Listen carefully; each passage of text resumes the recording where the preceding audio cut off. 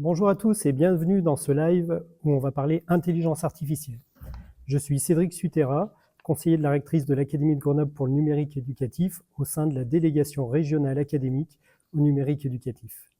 Alors on entend beaucoup parler d'intelligence artificielle ou IA depuis novembre 2022 et plus particulièrement on évoque souvent les IA génératives qui à partir d'un grand modèle de langage, ce qu'on appelle les LLM, sont capables de créer des productions en langage naturel.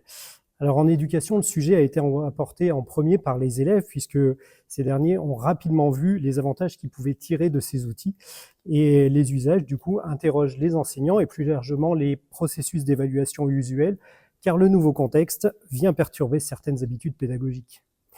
Ah, je vois qu'il y a déjà une première question dans le chat. L'Académie s'est-elle emparée du sujet? Alors oui, rapidement, l'année écoulée a permis de proposer aux formateurs et aux enseignants des formations sur l'IA qui ont été construites au niveau régional. Dans le cadre du territoire numérique éducatif de l'Isère également, des enseignants et formateurs toujours ont pu expérimenter des outils innovants qui permettent de créer des activités pédagogiques interactives pour les élèves à l'aide de l'IA. Et puis nous avons également accompagné avec les inspecteurs des expérimentations pédagogiques qui impliquaient l'usage de l'IA avec les élèves ou par les élèves. Et puis enfin, pour parler toujours de l'académie, l'an prochain, ce sont les personnels d'encadrement qui seront formés dans un nouveau parcours sur l'intelligence artificielle. Alors, autre question, l'IA pourrait-elle être un levier pour aider certains élèves dans leur scolarité?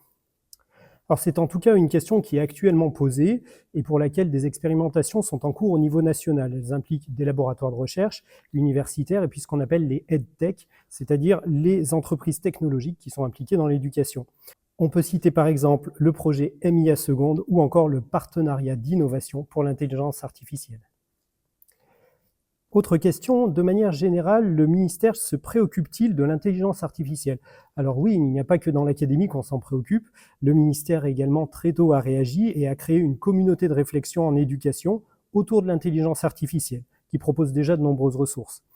Et quand on regarde la circulaire de rentrée 2024, qui est notre boussole pour l'année scolaire qui débute, on peut lire qu'elle insiste pour utiliser, alors je lis, les opportunités du numérique, dont l'intelligence artificielle à des fins pédagogiques.